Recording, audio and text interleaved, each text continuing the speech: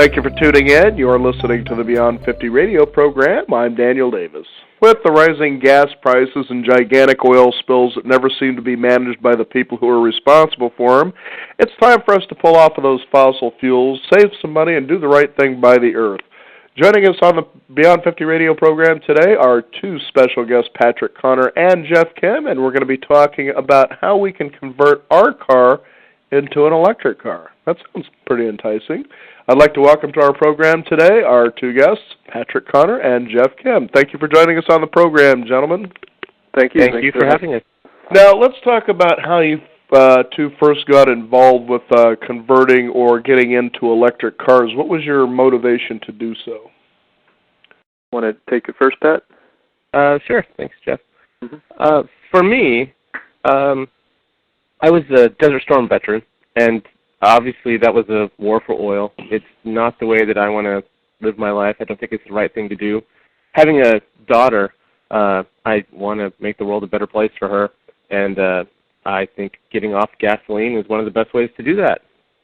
Yeah, I 100% agree. I think one of my motivations, like Pat, I guess are in line, but I mean, another factor is that we, to this date, really don't have any other options. In other words, if we're driving or even riding in the bus, 99% of the fuel or energy used to move the vehicles is petroleum, and just for market reasons, balance of trade, energy security, for multiple reasons, it's always good if there's other options, so you have choices. Now, when we go to switch cars over to electricity, let's talk about, what kind of an impact this has on our environment when we sort of find ourselves getting off of gasoline. Sure. There's some obvious ones. Obviously, we're moving away from petroleum for all the reasons we've stated already.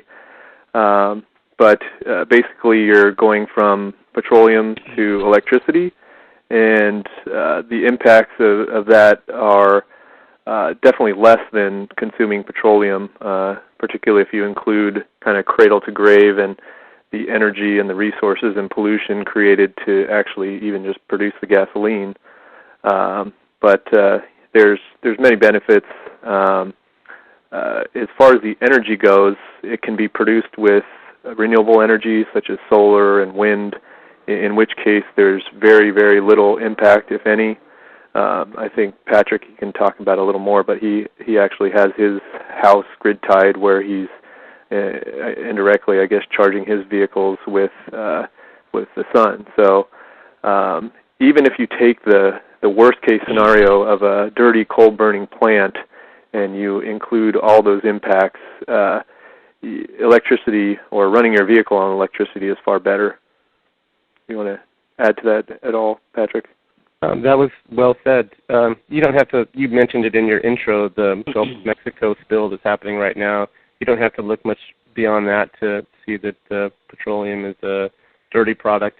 And it's true that moving to electricity doesn't mean it's pollution-free completely, because right now our grid has a significant amount of electricity coming from coal. However, as Jeff mentioned, looking at the whole solution from well to wheel, cradle to grave, an electric-powered car is about 1/3 of the pollution, even if it's coal-powered.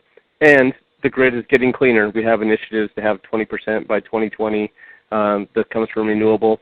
And also, if you have a house, you can get a residential wind turbine installed. You can get solar photovoltaic. You can buy clean power from your utility provider and truly have zero-emission vehicle. Interesting.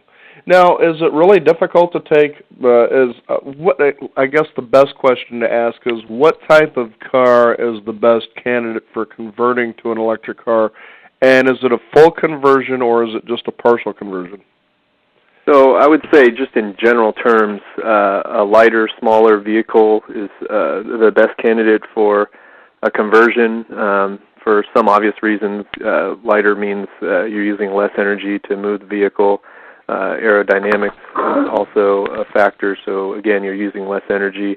One of the issues with electric vehicles now is battery capacity and the cost of those batteries. So the more you can minimize the size of your battery pack or the cost of your battery pack, that's a benefit, I guess, to your pocketbook. But really, you kind of have to weigh in the expected range. If you only drive, 5 or 10 miles to work each day, and even if you don't charge while you're at work, most people will find that they can get by with, 20 miles or 30 miles range.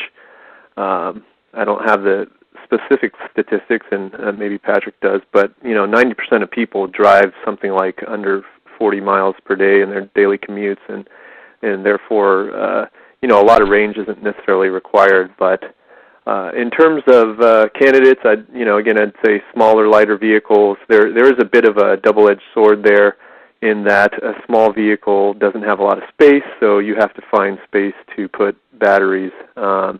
And the battery technologies now are getting better and better, where they are smaller and lighter. The latest generation of lithium, you can get quite a bit of energy into a relatively small area. So that's getting better literally every day. But I guess in general terms, those two criteria are pretty important. Mm-hmm. So the range of a car, then, you're saying averages about 30 miles, give or take, then? Well, no, I would say it's more really what we're going to see is manufacturers starting to come out with these vehicles. Plug-in America has a really good site that shows all the electric vehicles that will be coming out that are kind of more mass-produced. I guess when I say 30 miles, that's kind of a minimum. It's something where if you actually convert your vehicle at home or with friends, that's on a, I guess, budget-oriented project that might use heavier lead-acid batteries that are typically less expensive.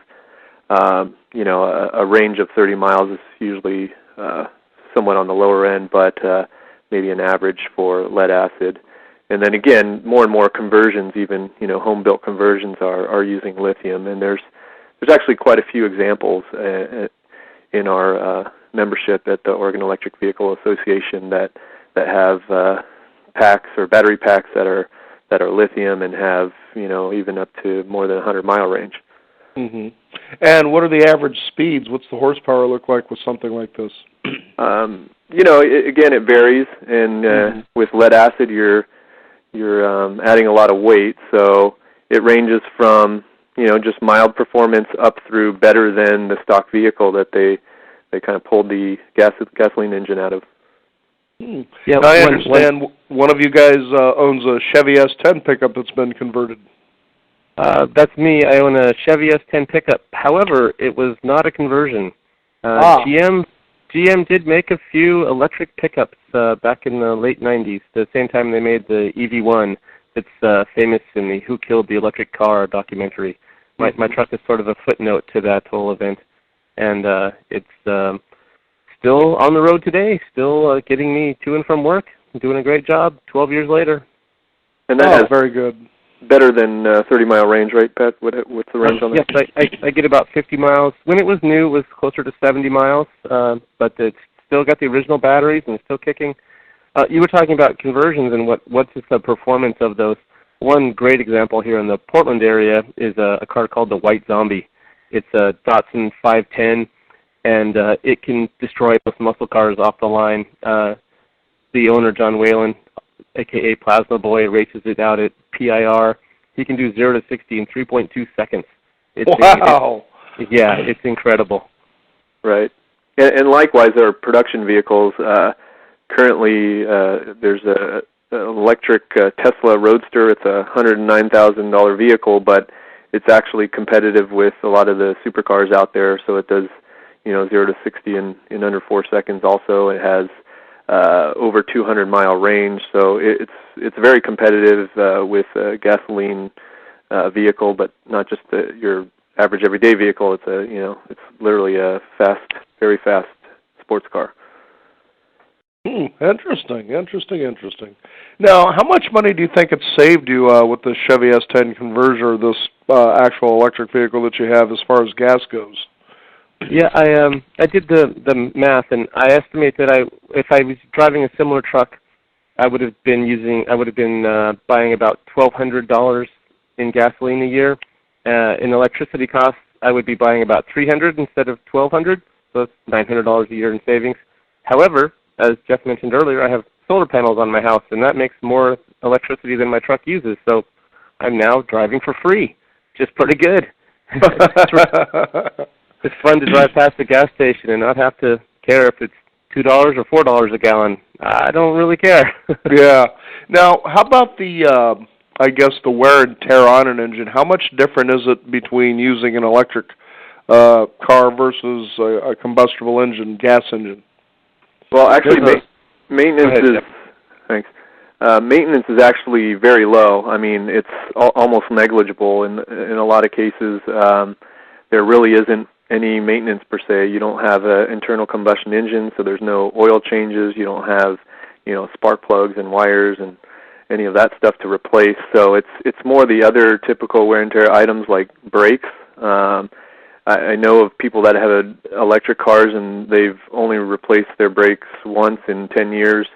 And beyond that, a lot of the electric vehicles have what's called regenerative braking, so it puts electrical energy back into the batteries as the vehicle slows down, rather than wasting it in heat to the brake pads. It actually generates energy for that can be used later. So in those cases, that helps slow the vehicle down, and therefore that's even less wear on the brakes. So again, I know of one example, a California car. It's actually a production vehicle. Again, it's a Toyota RAV4 in this case, but it's been owned for well over 10 years. It's never been in the shop. The batteries are still going. It originally had about, I think, 100-mile range, and it's dropped down a little bit to, I believe, around 80, but literally has never been in the shop. Wow, that's amazing. Now tell us about the Oregon Electric Vehicle Association and what they represent and what they do. Go ahead, Pat. Sure. We're a group of electric vehicle enthusiasts promoting the idea of plug-in electric vehicles. We do a lot of outreach to the public. We're probably in 25 or 30 events each year where we're displaying our vehicles and talking to people about what's coming out, what's available, how they could do their own conversions, what our experiences have been as far as where do we get parts, if you've done a conversion, where do you get insurance, what are the best batteries to use, what are good choices for cars to convert. So yeah, that's and our big event that we have each year is coming up July 10th. We're going to rent out Pioneer Courthouse Square in downtown Portland. We're going to bring in our vehicles, cars, trucks, bikes, possibly a boat. They're all plug-in powered, and talk to the public about electric cars. Now, I also understand there's an electric vehicle awareness day now. Yep, that's the event we're renting out Pioneer Courthouse Square for. And you send the kids on an electric battery hunt like an Easter egg hunt? that might be a good idea to add to our event. Now, geocaching for batteries. Go ahead. Because you have the Chevy S10 pickup, it sounds to me that we're seeing the big three, if you will, finally getting on board with us instead of those big sloppy SUVs that were hanging around back in the 90s. That seems pretty encouraging. So are people able to actually go out and buy these kinds of cars now? This year is actually going to be very exciting for electric vehicles. Go ahead, Jeff. You wanted to... Yeah, that's fine. I was probably going to say the same thing. Yeah, exactly. This year is a big year for electric vehicles and plug-in vehicles, really, in general. Later, I guess probably November, December time frame, both the Chevy Volt, which is a plug-in hybrid electric vehicle, and then the Nissan Leaf, which is a pure electric vehicle, will be both coming out towards the end of this year. And again, there's a host or large list of vehicles coming over the next several years. Literally, pretty much every major vehicle manufacturer is planning to come out with some type of plug-in vehicle. And again, a real good list or resources, Plug-in America, they have a pretty comprehensive list of vehicles coming out, including electric trucks, medium and even heavier duty vehicles.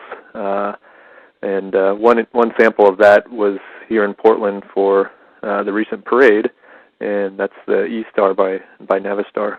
So. So how many people are really beginning to come around on this? Does it look like it's becoming more of a popular thing for people to say, I think I'm going to move this direction? Sounds like you've got all the right incentives. Yeah, no, definitely. There's now a federal tax credit on the purchase of vehicles, so it's a $75 or up to $7,500. So that goes a long way to kind of reducing the initial cost of purchasing these vehicles. There's a lot I could say, I guess. Pat, do you want to add to that? No, you covered it pretty well. There's definitely a drumbeat of people wanting to move to something better, cleaner, and all the major auto manufacturers are responding to that customer demand. Definitely, yeah. I mean, the proof is just kind of in the fact that these cars are coming out, and I mean, the real test will be, once they do come out, how well they sell. But I believe, in the volumes they're coming. I mean, there's, I think over 250 million vehicles on the road, and there's a big opportunity there. So even a relatively small percent adds up to quite a few vehicles. But it's a big opportunity for the industry, kind of to move to cleaner fuel, which has obvious impacts on the environment and our economy, et cetera. Sounds like exciting times for vehicles. Absolutely. Now, when you get an electric vehicle or you convert the one that you have and you get the right kind of battery for this, how long do these batteries usually take? I mean, how often can they be recharged before they have to be replaced? Well, basically the vehicles can be recharged all the time. I mean, anytime you're not driving it. But in terms of life expectancy, it again depends on the quality of the battery, what the chemistry is, and how you use or abuse them. Lead acid being kind of on the lower end of the spectrum. I know people that have gotten less than, a year or even 6 months out of them, but that's kind of in the case where they're not monitored or there's not a good battery management system. Likewise, even with lead acid, I know of people that have used them for well over 2 years. On the lithium side, the jury's still out on that, I think.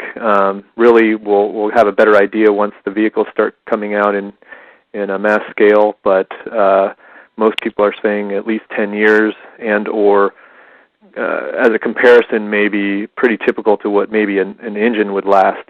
So I think that's probably a fair comparison at this point. Other chemistries, such as what Toyota and some of the hybrid electric vehicles use that are out now, including the Ford Escape, use nickel metal hydride.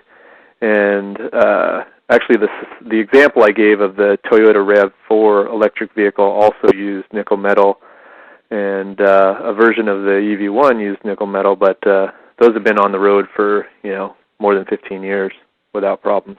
They tend to degrade, or you get a little less range over time, but nonetheless, they're lasting a very long time. Fascinating stuff, and these vehicles run awfully quiet as well.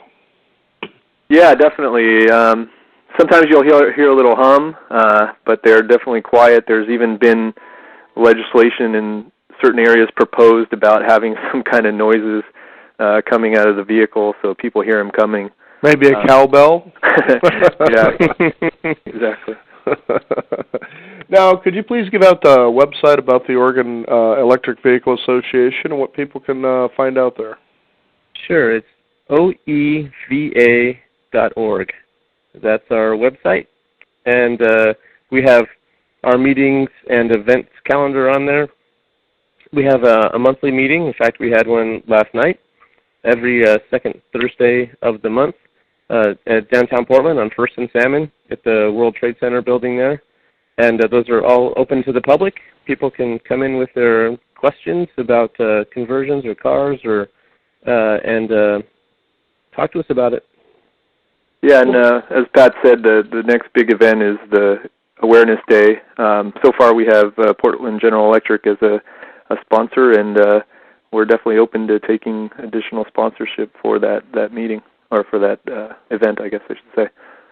Well, very good. It's really good to see that we're starting to move in a better direction, and hope that this keeps going and impacts a lot of other areas in our lives as well. We want to thank you both, Patrick Connor and Jeff Kim, for joining us here on the Beyond 50 radio program. And if one of you could go ahead and give out your website again one more time. That's oeva.org. Very good. Well, thank you again for joining us on the program. Thanks for having us. You bet. Thank you. So there it is. Be socially responsible and environmentally stable with an electric car, and see if you can find out about getting yours converted. Just simply visit that website and contact someone and find out if that's possible. Also, be sure to visit us at our website at beyond50radio.com, and also sign up for our free weekly e-newsletter. Thank you again for tuning in. This is the Beyond 50 radio program. I'm Daniel Davis, and remember, live your day past halfway.